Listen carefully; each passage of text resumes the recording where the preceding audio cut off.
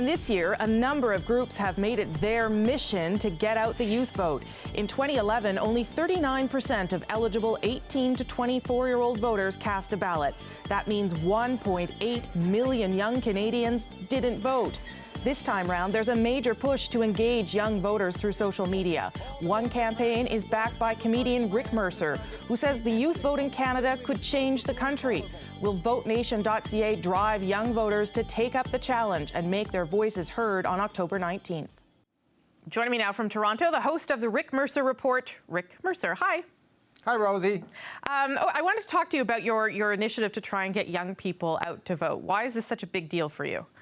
Well, it's an initiative to get everyone to vote, but obviously young people they are a target because so few young people vote, and we want to turn that around. So the notion is, it's called, the website is called votenation.ca, because one thing we know about non-voters, voting is contagious. If you take 3 or 4 people and they're non-voters and you put a voter near them or around them that talks about voting, the chance of them voting, the non-voters, goes up. So the idea is, if you're a voter, you should talk about it and let people know that you're voting. So if you go to votenation.ca, what it does is it allows you to take a picture and imprint it with "I will vote October 19th." Then you can share that on social media, and it's already been a tremendous success. 140,000 Canadians, something like that, have done it. And now on Facebook, you see it showing up more and more. So I think it's a pretty good initiative. Do you think it sort of gives some accountability or responsibility to people too? Like, you put it out there, so then you have to actually follow through.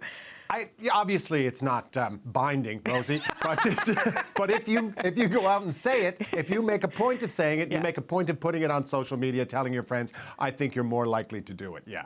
So maybe we're shaming them into voting. I don't know. Whatever works. As long as they vote, I don't care. Whatever works at this stage. Why do you think that? Because you travel around a lot more than I do. Why do you think young Canadians are not voting, or do you have a sense that they are more politically engaged but not actually following through with that final action? I think what you just said is exactly right. Yeah. Young people as a demographic are incredibly engaged. They actually make decisions in the supermarket based on their ideology. They make decisions as consumers based on their ideology. They'll go and attend events to support causes that they believe in, far more than any other group. But at the end of the day, they don't vote. And I don't know if that's because there is the point of engagement is not there, that the parties aren't reaching out. But I do know that they're just very close. I don't think it's a tough sell. I just think they need to be sold on it.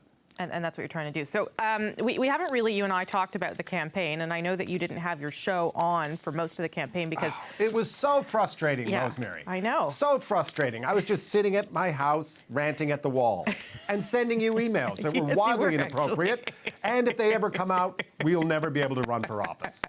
Well, I think that was a given anyway. But what have you made of it as either the length of time and whether that has been good or bad, the three-way race that seemed to last forever, although may not exist anymore?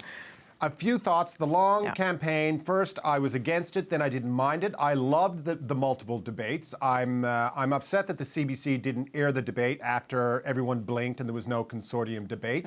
But I like the debates, but I know for a fact people didn't watch them. I'd call my mother. I'd say, Mom, did you watch the debate? Oh, we don't get that. I'm like, yes, you do. It's on CPAC. We don't get that. Yes, you do. It's near the shop. It's near the fireplace channel. Like, people couldn't find it. Yeah. And that was really frustrating because I think some of those debates were good. I think what's happening now with the niqab issue is maybe it's good politics, but this is what I think. If you and I had a plan, Rosemary, to rob a bank, say, not that we would, and say it was a perfect plan, a foolproof plan, but then the plans were leaked. They were on the front page of the newspaper before we went through with it. You would think that would scuttle the plans. But instead, we all sat around, we got the newspaper and said, oh, the Prime Minister's bringing in a guy to reboot his campaign whose specialty is getting people upset with Muslims. And we go, really? Huh? And then 2 weeks later, everyone's upset about Muslims. The plan was leaked in advance, and they still went through with it. So, I don't know.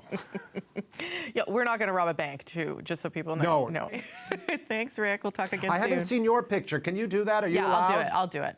Yeah, I'm allowed to vote. Are you really going to do it? Yeah, I'll do it. Do you have Facebook? Yes, I have Facebook. You haven't friended me. I don't. Yeah, I'll do it on Twitter. Do it on Twitter. Okay. All right. Thanks, Rick. All righty. Bye. Bye-bye. If you want to find out more about Rick Mercer's voting initiative, you can visit votenation.ca, where you can upload your photo, and the words "I will vote October 19th." Look, I did it. So now he won't get mad at me. And it'll appear on your picture, and then you can download or you can share that picture on Facebook and Twitter.